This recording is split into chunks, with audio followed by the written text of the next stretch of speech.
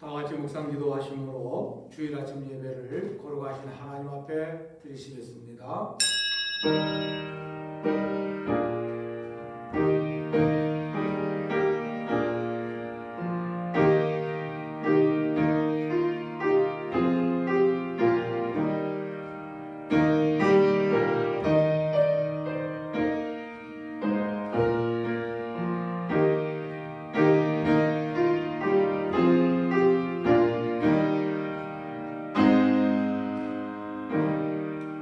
온 땅이여 여호와께 즐거운 찬송을 부를지어다.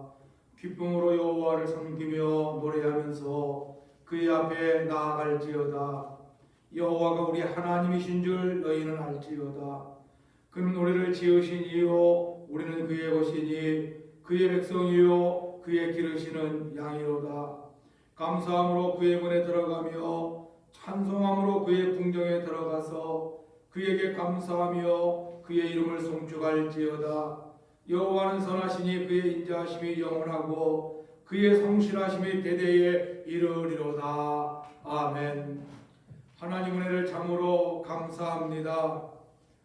지난 한 주일 동안도 우리들을 지키시고 보호하여 주시사 어려운 일, 불의한 일 당하지 아니하고 편안한 삶의 모습을 가지게 하여 주신 것 감사드립니다.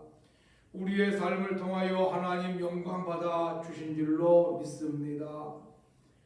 우리가 이렇게 어려운 현실 속에서도 주의를 기억하고 하나님 앞에 예배하기 위하여 이 자리에 나와서 겸손히 하나님 앞에 예배 드리오니 하나님 임하셔서 우리의 예배를 받아 주옵시고 오늘도 약속하신 큰 은혜와 큰 복을 우리에게 허락하여 주시옵소서. 지난 한 주일 동안 살면서 지었던 모든 죄들을 다 용서하여 주옵시고 정결하고 깨끗한 모습을 가지고 여호와를 찬양하며 여호와를 부르며 임재하신 하나님을 만나는 시간이 되게 하여 주옵소서. 우리 구주 예수님 이름으로 기도드리옵나이다. 아멘. 찬송가 10장 1절만 우리 부르도록 하십니다.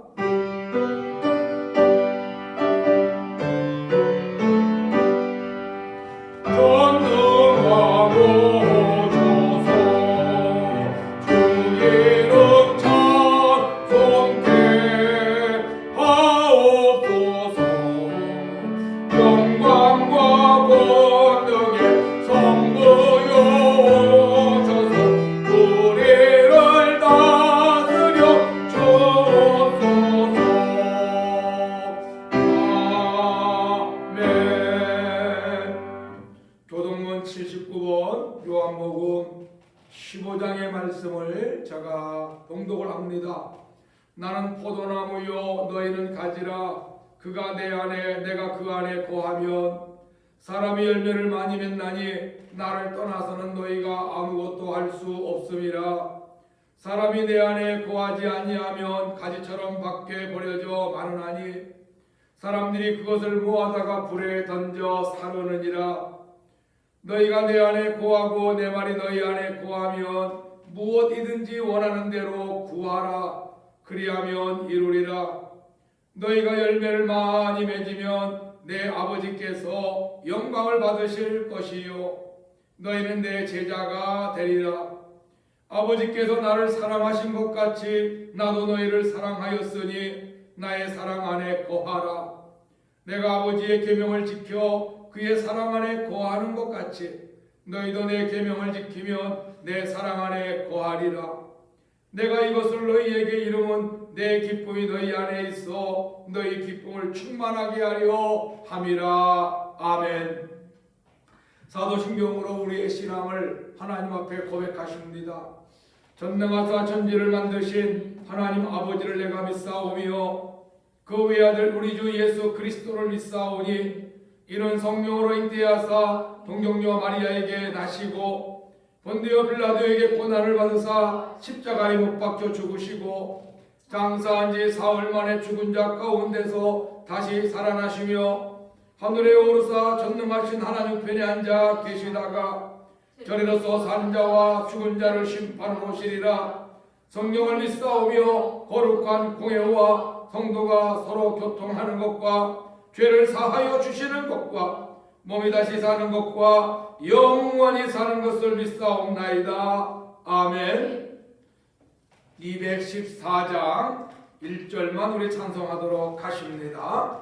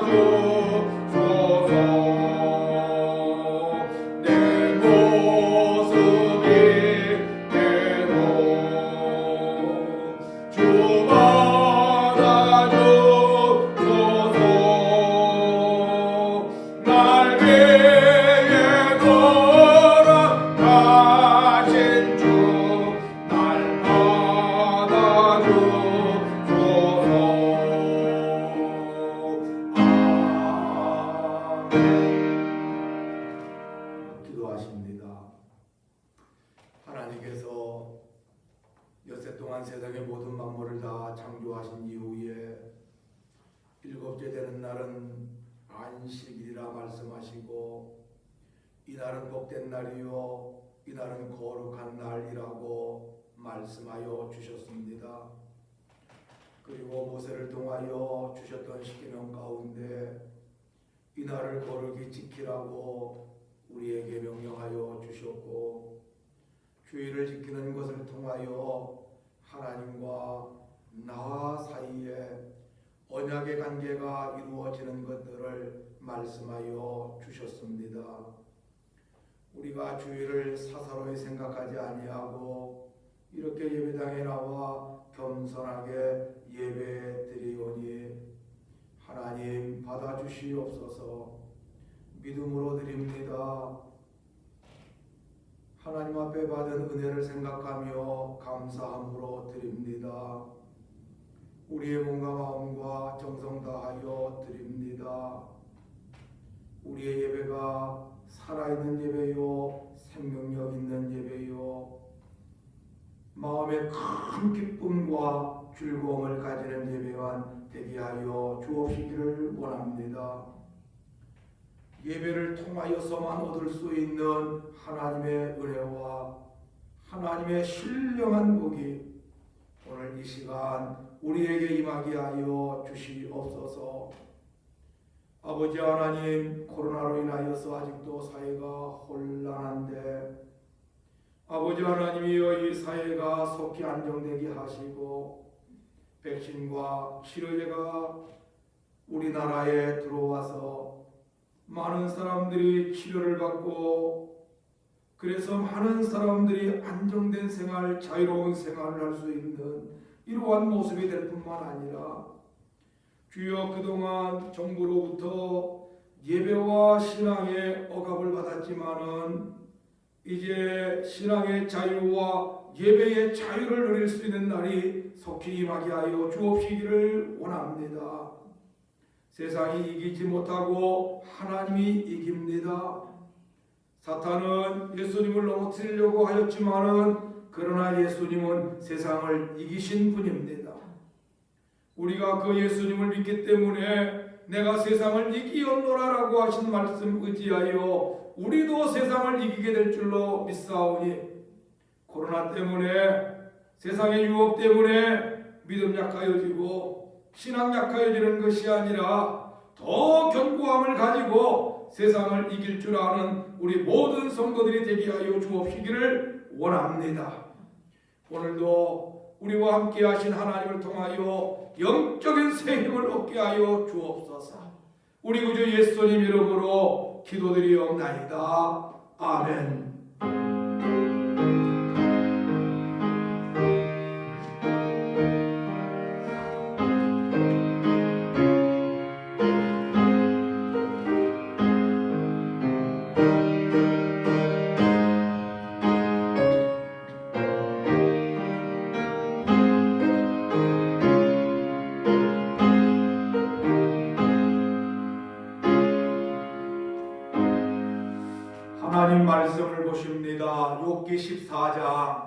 1절부터 6절입니다. 제가 가지고 있는 성경 구약 성경 775면에 있습니다. 제가 하나님 말씀 봉독을 해드립니다. 여인에게서 태어난 사람은 생애가 짧고 걱정이 가득하며 그는 꽃과 같이 자라나서 시들며 그림자같이 지나가며 머물지 아니하거늘 이와 같은 자를 주께서 눈여겨보시나이까? 나를 주 앞으로 이끌어서 재판하시나이까? 누가 깨끗한 것을 더러운 것 가운데에서 낼 수 있으리까? 하나도 없나이다. 그의 날을 정하셨고 그의 달수도 주께 있으므로 그의 규례를 정하여 넘어가지 못하게 하셨사온즉 그에게서 눈을 돌이켜 그의 품꾼같이 그의 날을 마칠 때까지 그를 홀로 있게 하옵소서. 아멘.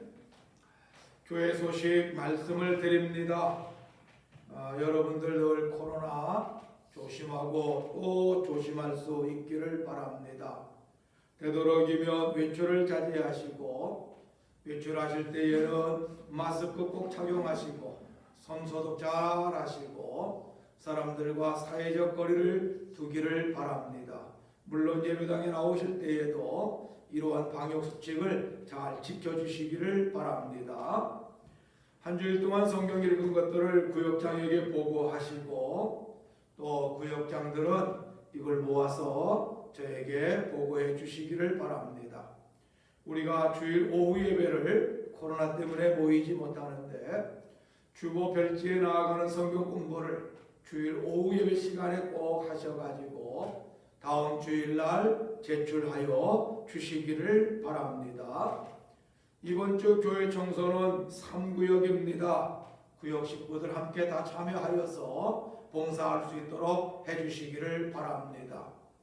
예배당에 나오지 못하고 온라인으로 예배를 드리는 성도들은 참고하셔가지고 헌금 생활 잘 하셔서 온라인으로다가 여러분들이 11조나 주일헌금이나 감사나 선교헌금, 건축헌금을 다 하나님 앞에 드릴 수 있기를 바랍니다. 헌금은 신앙과 믿음의 표현이고 감사의 표현입니다. 우리가 이런 헌금 생활을 빠지지 아니하고 잘 할 수 있도록 하여 주시기를 바랍니다. 오늘 우리에게 주신 말씀을 통하여서 사람이 무엇이기에 라는 제목으로 함께 말씀을 나누려고 합니다. 여러분 지난 한 주일도 주의 은혜 가운데 다들 편안하셨지요? 오늘도 주시는 말씀 통하여서 큰 은혜 받고 삶의 용기와 힘을 얻는 시간이 되어지기를 바랍니다. 사람이 무엇이냐? What is man? 사람이 무엇이냐? 라고 하는 이 질문은 사람들이 참 많이 하는 질문이고 또 이 질문에 해답을 얻기 위하여서 많은 사람들이 노력을 하고 있습니다. 학문 가운데 철학이라고 하는 학문이 있는데 그 철학이라고 하는 학문의 시작이 어디서부터냐? 바로 사람이 무엇이냐라고 하는 질문에서부터 시작이 되는 것입니다. 이 동양 사람들은 사람이라고 말할 때에 삶이라고 하는 말에서부터 시작을 해요. 그래서 사람은 뭐냐? 한마디로 말하면은 먹고 자고 입고 싸고 결혼하고 애 낳고 애 키우고 일하다가 죽는 것이 사람이다. 이런 이야기를 합니다. 진화론자 다윗은 사람을 이야기할 때에 고등한 동물이다 라고 이야기를 했습니다. 다른 말로 말하면 원숭이에게서부터 진화했지만 원숭이보다 조금 나은 고등동물이라고 하는 것입니다. 그래서 다윈의 영향을 받은 사람들이 사람들을 말할 때마다 동물이라고 하는 말을 많이 써요. 사회적 동물이다, 도구를 사용하는 동물이다, 언어를 사용하는 동물이다 라고 하는 이 사람을 동물에다가 비유를 하고 있습니다. 그런데 이런 주장은 아주 잘못된 것이지요. 여러분, 사람은 동물과 다릅니다. 세상에 어떤 동물이 세금 낼 걱정합니까? 군대 갈 걱정합니까? 취직할 걱정을 하고 돈 벌 걱정을 하고 결혼할 걱정을 하고 큰 집을 지을 걱정을 하고 있습니까? 동물들은요 이런 거 안 합니다. 사람만 이런 것들을 하는 것이에요. 그래서 여러분, 사람을 동물이라고 하면은 안 되는 거예요.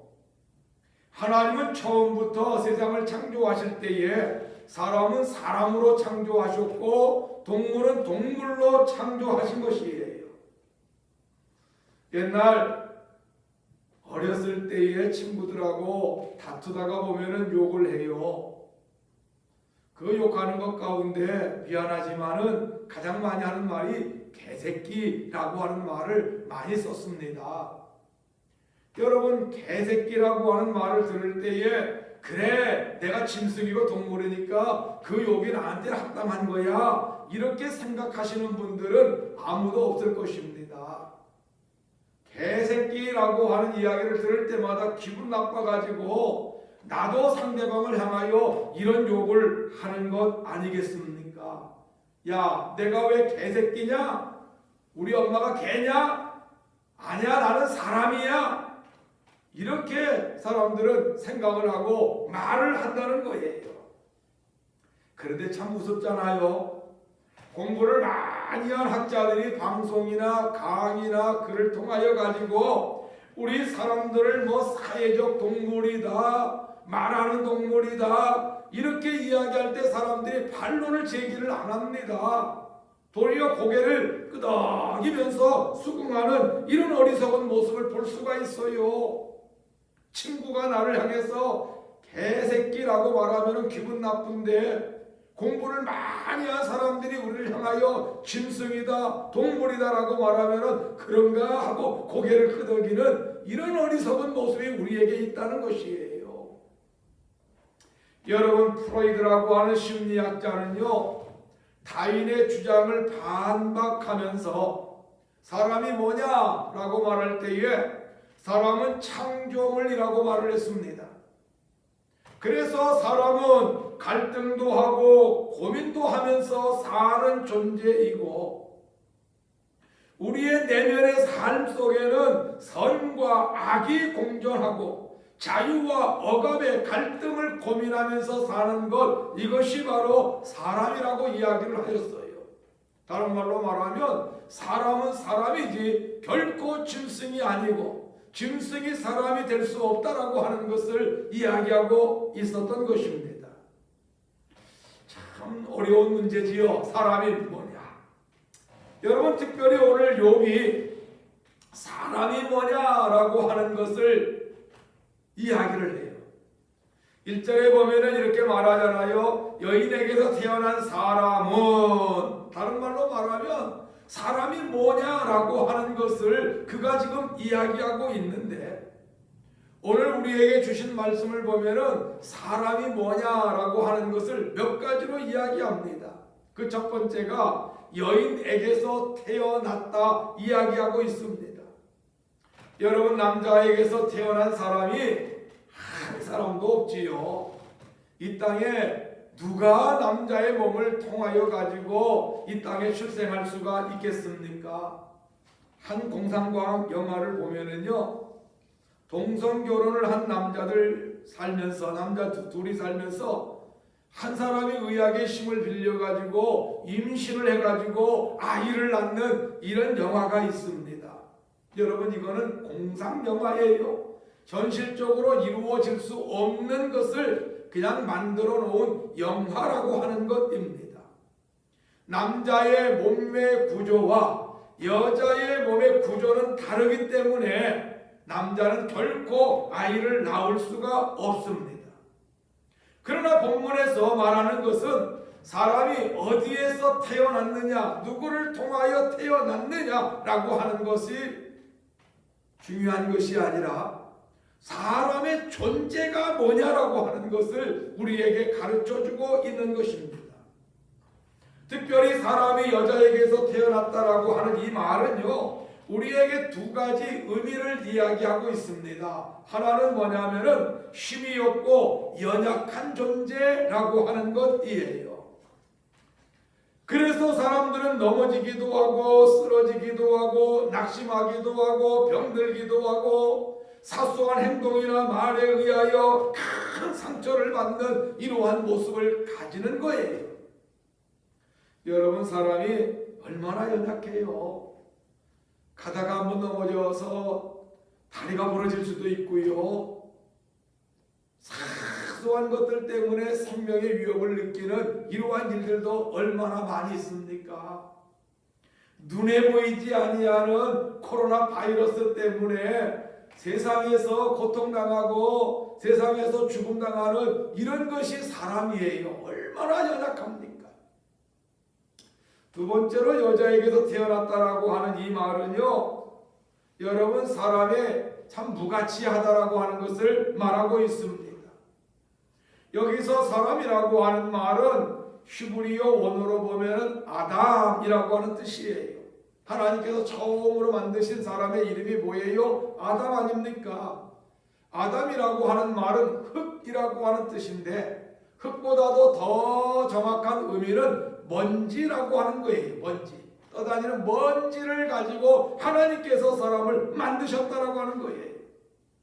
그런데 욥이 여인에게서 난 사람이라고 말할 때에 우리 사람은 이 세상에 흩어져 떠돌아다니는 먼지와 같다, 이렇게 이야기를 하고 있는 겁니다. 인생의 가치가 무엇이냐? 출생하여 먹고 살다가 죽는 것 아닙니까? 죽으면 흙으로 돌아가는 것 아닙니까? 그렇기 때문에 그 인생의 가치를 따질 필요가 없다는 거예요. 가치 없는 존재, 이게 바로 사람이라고 하는 것이에요. 또 두 번째로는 욥이 뭐라고 말해요? 사람은 생애가 짧다라고 이야기합니다. 생애가 짧아요. 모세는 사람의 수완이 70이요 강건하면 80이라고 하였습니다. 오늘날 의학이 발달하여 먹고 사는 문제가 해결되어 가지고 90살, 100살 넘는 사람들도 있습니다. 여러분, 오늘날 많은 사람들이 오래오래 살고 싶어 하고 또 오래 사는 이러한 사람들도 있는 것을 볼 수가 있습니다. 우리나라 평균 수명이 남녀 평균 해가지고 약 85세가 넘었다라고 이야기합니다. 참 오래 사는 것 같아요. 그런데 성경은 인생의 수완을 말할 때에 뭐라고 말하지요? 시편 39편 5절에 주께서 나의 날을 한 뼘 길이 되게 만드셨다는 거예요. 두 뼘도 아니라 한 뼘밖에 안 된다는 거예요. 야고보서 4장 14절을 보면은 내일 일을 너희가 알지 못하는도다. 너희 생명이 무엇이냐? 너희는 잠깐 보이다가 없어지는 안개니라. 아침에 잠깐 안개가 꼈다가 햇살이 나면은 그 모든 것들이 다 사라지는 것과 같이 인생도 마찬가지라는 거예요. 욥기 7장 6절과 7절을 보면 이렇게 말하지요. 나의 날은 배틀의 북보다 빠르니 희망없이 보내는구나. 내 생명이 한낮 바람 같음을 생각하옵소서. 휘 하고 지나가는 바람과 같은 것이 우리 인생이라고 하는 거예요. 여러분, 인생은 참으로 짧아요. 덧없이 흘러가는 것, 이것이 바로 우리 인생입니다. 옛 가사처럼 한 500년 살고 싶지만은 살 수 없는 것이 우리 인생이라고 하는 것이에요. 그러나 출생하여 7, 80년 사는 것도 짧은데 각종 재해나 질병으로 인하여 젊은 나이에 세상을 떠나는 사람들도 얼마나 많이 있습니까? 인생이 길지 않습니다. 짧은 인생입니다. 여러분, 이 짧은 인생을 우리가 소비하지 말고 충실하게 그 인생을 살 수 있는 우리의 모습이 되어야 할 것입니다. 자, 세 번째로는요, 우리 인생은 뭐냐? 우리 사람이 뭐냐? 걱정이 가득한 것이 사람이라고 하는 거예요. 1절 마지막 부분에 말하지요. 걱정이 가득하며. 큰 걱정들이 우리에게 있다는 거예요. 날마다 우리 사람들은요, 근심하고 걱정 속에서 살아가는 이러한 모습을 가진다는 거예요. 찬송가 479장 말하잖아요. 괴로운 인생길 가는 봄이 편안히 쉴 곳 아주 없네. 여러분이 찬송을 작사한 사람은 테일러라고 하는 사람이에요. 27살에 죽은 사람입니다. 아주 짧은 삶을 산 사람이지요. 27년이라고 하는 짧은 삶을 사는 동안에 얼마나 그의 삶에 고난과 고통과 괴로움이 있었으면 이러한 가사를 남겨놓고 그가 눈을 감았겠습니까? 사람이 뭐냐? 사람은 늘 걱정하는 거예요. 걱정하면서 사는 것이 사람이라고 하는 것입니다. 사람이 뭐냐? 사람은 날마다 괴로움을 당하면서 사는 것이 사람이라고 하는 것입니다. 하나의 괴로움이 지나가면 또 다른 괴로움이 옵니다. 하나의 근심이 지나가면 또 다른 근심이 우리에게 다가옵니다. 그래서 옛날 사람들은 인생을 험산줄령이라고 이야기를 하기도 하였고 고해와 같다라고 이야기를 하기도 하였습니다. 커다란 산 하나를 넘어가면은 아이고 이제는 내가 좀 편안하겠지 했는데 웬일입니까? 그것보다 더 큰 산이 우리의 앞을 가로하고 있다는 거예요. 이게 바로 사람이에요. 그래서 욥기를 보면은요 이런 말까지 합니다. 인생은 고난을 위하여서 태어났다. 우리 사람은 뭐냐? 고난 당하면서 근심하면서 걱정하면서 괴로움 속에서 사는 것, 이것이 바로 인생이라 하는 것이에요. 그런데 여러분 분명히 알아야 합니다. 우리가 고난당하는 것이 하나님의 뜻은 아닙니다. 에가서 3장 33절을 보면 이렇게 말을 해요. 주께서 인생으로 고생하게 하시며 근심하게 하심은 본심이 아니시리로다. 하나님의 본심은 뭐냐면은 우리 사람들이 고난당하고 근심하고 고통당하고 괴로움당하면서 살게 하는 것이 하나님의 본심이 아니라는 거예요. 도리어 하나님은 우리에게 평화를 주시기를 원하셔요. 하나님은 우리의 삶의 자유를 주시기를 원하셔요. 하나님은 우리가 행복하게 살기를 원하셔요. 그래서 창세기 49장에 뭐라고 말합니까? 여스루나 너는 행복한 자로다 라고 이야기해요. 그런데 왜 이런 행복을 우리가 가지지 못하고 왜 사람들이 근심하고 괴로움 속에 사느냐? 한마디로 말하면요, 사람의 욕심과 죄악 때문이에요. 우리가 너무 욕심이 커요. 우리 사람들이 죄가 너무 많아요. 이것 때문에 우리 마음속에 근심과 삶의 괴로움을 가지게 되는 겁니다. 네 번째로, 사람의 삶은 일장춘몽과 같습니다. 일장춘몽이라고 하는 뜻이 무엇입니까? 한바탕 꿈을 꿀 때처럼 흔적도 없는 봄밤의 꿈이라고 하는 뜻 아닙니까? 인간 세상의 덧없음을 비유적으로 말하고 있는 것입니다. 화무시비롱이라고 하는 말이 있지요. 아무리 아름다운 꽃도 열흘 이상 가지 못한다라고 하는 것 아닙니까? 여러분, 권불 10년이라고 하는 말도 있습니다. 권력도 10년 이상 가지 못한다라고 하는 것입니다. 인생의 덧없음을 말하고 있는 것 아닙니까? 여러분, 본문 2절도 말하지요. 그는 꽃과 같이 자라나서 시들며 그림자같이 지나가며 머물지 아니하거늘 이라고 말을 해요. 사람의 인생, 사람의 삶 속에는요, 꽃과 같이 가장 아름다울 때가 있습니다. 그때가 언제입니까? 바로 어렸을 때, 바로 젊었을 때가 아닙니까? 저는 간혹 어린아이들을 보고 젊은 아이들을 보면은 참 예쁘다, 참 아름답다라고 하는 이런 생각을 가져보기도 합니다. 그런데 그 젊음이, 그 아름다움이, 그 꽃과 같은 시절이 영원하지가 않다는 거예요. 금방 지나가가지고 시들어 버립니다. 아마 욥은 자기 자신을 생각하면서 이 이야기를 하였던 것 같아요. 10명의 자식, 많은 종, 풍족한 재산이 있었을 때 바로 그때 자기 자신을 꽃과 같다라고 생각을 하였을 것이지요. 그런데 하루아침에 10명의 자식이 죽습니다. 풍족하였던 재산이 빼앗김을 당합니다. 건강하였던 자기의 육신의 질병이 찾아옵니다. 행복하였었던 부부생활 속에 아내가 하나님을 저주하고 죽으라고 말을 합니다. 자기 집에 있었던 많은 종들이 도망을 가고 자기를 통하여 유익을 얻었던 주변에 있는 모든 사람들이 다 자기를 외면을 합니다. 한마디로 말하면 이제는 시들어버린 인생이 되었다는 것이죠. 여러분, 이게 사람이에요. 우리가 항상 꽃과 같이 아름답게 피어 있는 것이 아니라고 하는 겁니다. 시간이 지나다가 보면 꽃은 시들어요. 풀은 말라버리는 거예요. 이것이 바로 사람이라고 하는 것입니다. 다섯 번째로다가는요, 우리 사람은 더러운 인생이라고 말을 하고 있습니다.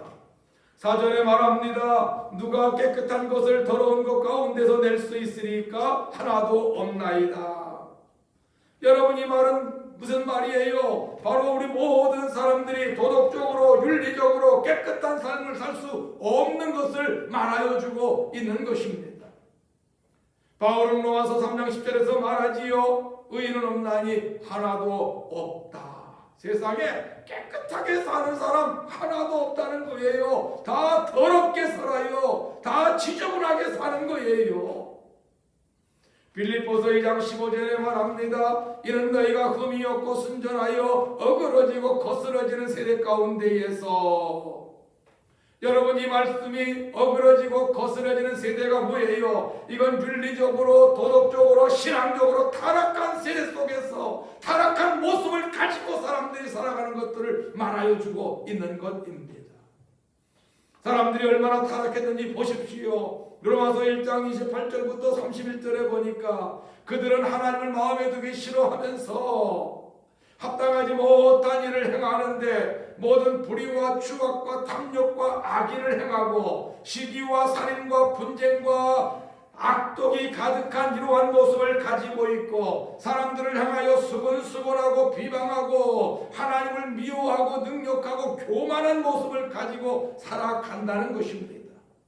더 나아가 더 부모를 거역할 뿐만 아니라 우매하고 배약하여 무정하고 무자비한 이러한 모습을 사람들이 가지고 살아요. 어디 하나 깨끗한 모습이 있는가요? 이게 바로 사람이라고 하는 겁니다. 여러분, 저나 여러분들도 아마 예수 안 믿었으면 이렇게 살았을는지 몰라요. 온갖 더러움을 다 가지고 사는 것, 이것이 바로 사람이라고 하는 것입니다.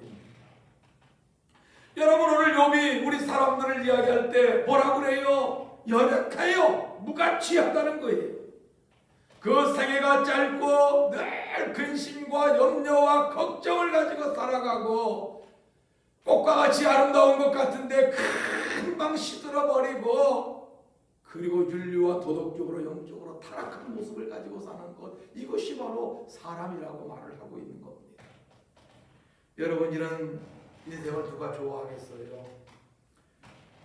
여러분들의 자녀가 결혼 종료기가 되어가지고 배우자를 데리고 왔는데 바로 이런 사람을 데리고 온다라고 하면은 여러분들은 흔쾌히 허락하시겠습니까? 아마 안 할 거예요. 무가치한 삶을 사는 사람, 몇 년 살지도 못하고 죽을 사람을, 윤리와 도덕적으로 타락한 사람을 여러분 며느리로 맞이하겠는가요? 여러분들 사위로 맞이하겠는가요? 아마 이런 사람들 좋아하지 않을 것입니다. 그런데 놀라운 것은요, 사람이 이러한 모습만 가지고 살다가 죽는다라고 하면은 그 인생이 얼마나 불쌍합니까? 그의 삶이 무슨 낙이 있고 무슨 즐거움이 있겠습니까?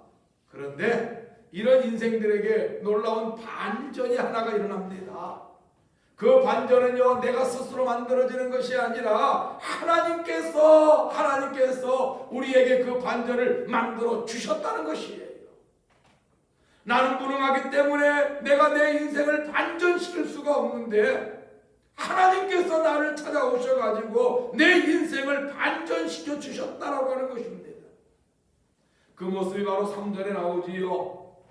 이와 같은 자를 주께서 눈여겨보시나이까? 나를 주 앞으로 이끌어서 재판하시나이까? 이와 같은 자, 바로 1절, 2절, 3절과 4절에서 말하는 이러한 사람들을 이야기하고 있는데, 이러한 자를 하나님께서 듣게 하신다고요? 눈여겨보신다라고 하는 겁니다. 다른 말로 말하면 눈을 크게 뜨고 하나님이 이러한 사람들을 바라보고 계신다는 겁니다. 왜냐하면 재판하시기 위하여. 재판이라고 하는 말은 올바른 판단을 통하여 가지고 우리의 연약한 것과 우리의 부족한 것과 우리의 무능함을 아시고 우리를 도와주시는 것을 이야기하고 있는 거예요. 하나님께서 나의 연약함을 아시고 나의 부족함을 아시고 나의 무능함을 아시고 이러한 것들을 도와주시기 위하여서 하나님이 지금 눈을 크게 뜨고 우리를 바라보고 계신다는 것입니다.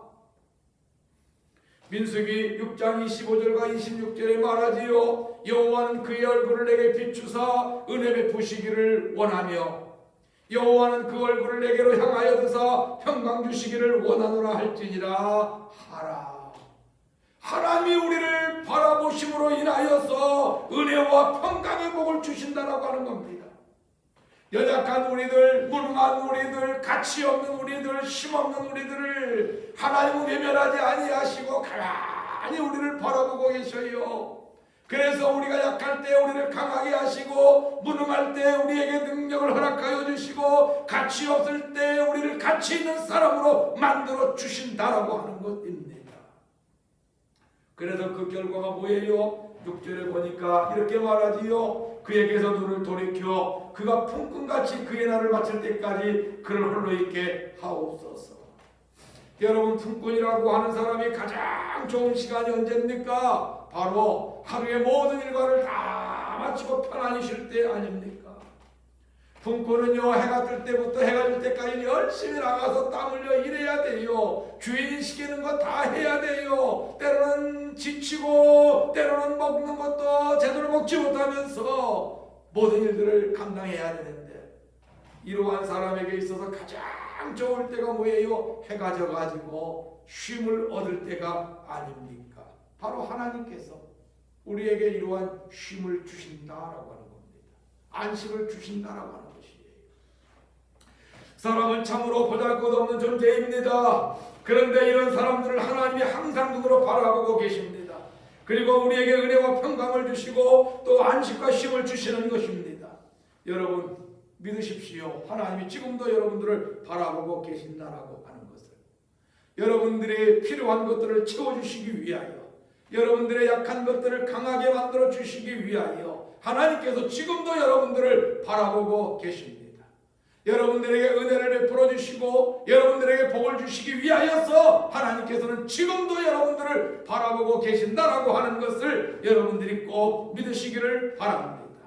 사랑하는 성도 여러분, 사람이 보잘것없습니다. 또 덧없는 것이 인생입니다. 모든 것을 할 수 있는 것 같지만 할 수 없는 것, 가질 수 있는 것 같지만 가지지 못하는 것, 이게 바로 사람이라고 하는 것입니다. 나 자신이 이런 모습을 가지고 살면 무슨 재미가 있고 무슨 희망이 있습니까? 그러나 이런 무익한 존재 같아도 희망이 있고 그 희망을 성취하기 위하여 노력하고 성취한 이후에 기쁨을 가질 수 있는 것은 하나님이 나를 바라보시고 나를 도와주시기 때문에 그런 것입니다. 하나님이 나를 바라보시기 때문에 내가 힘있게 사는 것이에요. 하나님이 나를 바라보시고 도와주시기 때문에 우리 인생을 가치 있게 살아가게 된다라고 하는 것입니다. 욥기 7장 17절에 말하지요. 사람이 무엇이기에 주께서 그를 크게 만드사 그에게 마음을 두시고, 시편 8편 4절에 말하지요. 사람이 무엇이기에 주께서 그를 생각하시며 인자가 무엇이기에 그를 돌보시나이까. 시편 144편 3절에 말하지요. 여호와여, 사람이 무엇이기에 주께서 그를 알아주시며 인생이 무엇이기에 그를 생각하시나이까. 우리가 무엇이기에 하나님 우리를 생각하시고 우리를 바라보시고 우리에게 관심을 가져 주십니까? 바로 하나님이 우리를 사랑하시기 때문에 그런 거예요. 하나님께서 여러분들을 자녀로 삼아 주셨기 때문에 그런 것입니다. 하나님의 자녀된 우리가, 하나님의 사랑을 받는 우리가 이 땅에서 무가치하게 살기를 하나님은 원하고 계시지 않는다는 거예요. 연약하게 살기를 원하지 않으신다라고 하는 겁니다. 가장 가치 있는 삶, 가장 복된 삶, 가장 기쁘고 가장 행복한 삶을 살기를 하나님은 원하시기 때문에 우리를 바라보시면서 우리를 도와주시는 것입니다. 여러분들, 그 하나님을 통하여서 그 하나님을 믿음으로 말미암아 가장 연약한 우리가, 가장 무가치한 우리가, 가장 힘없는 우리가 가장 복되게, 가장 강하게, 가장 가치 있는 이러한 삶을 살아가는 여러분들의 모습이 되어지기를 거룩하신 주님의 이름으로 축원을 드립니다. 기도하십니다. 아버지 하나님, 욥은 자기 자신이 세상에서 가장 복받은 사람이라고 생각을 하였을 것입니다. 그런데 하루아침에 모든 것들을 다 잃어버리고 나서는 나는 연약하구나, 나는 무능하구나, 내 삶의 즐거움이 무엇이냐, 내 삶의 행복이 무엇이냐라고 하는 이러한 근심과 범민에 빠졌었던 것을 생각을 해봅니다. 그러나 그는 그 와중에서 그래도 하나님이 나를 바라보시고 나를 도와주실 것이고 나에게 쉼을 주실 것이다 라고 하는 이러한 소망을 가지고 그 소망 속에서 가치 있는 삶을 살려고 노력을 하였습니다. 아버지, 오늘 우리들을 바라봐 주시는 줄로 믿습니다.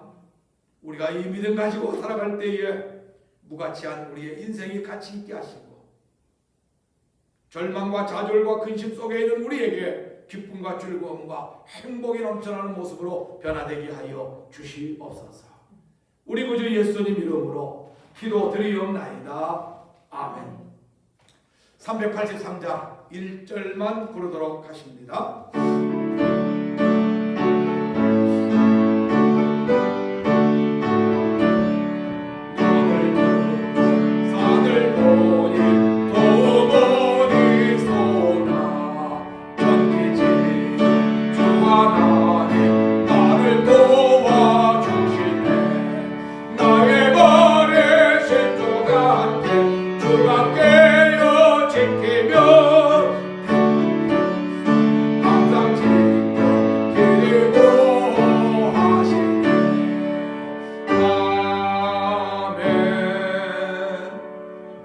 이제는 우리 주 예수 그리스도의 은혜와 아버지 하나님의 그 크신 사랑하심과 성령의 감화감동 역사 충만 축복이로 하심이 가장 무능한 삶이요 연약한 삶이요 의미 없는 삶이지만 하나님이 나를 바라보시고 하나님이 나를 도와주신다라고 하는 이 믿음을 가지고 가장 가치 있는 삶을 살기 원하고 행복한 삶을 살기를 원하는 우리 모든 성도들과 저들의 자녀와 가정과 생업과 일터와 이 나라와 이 민족과 이 교회 위에 이제로부터 영원토록 항상 함께 있을지어다.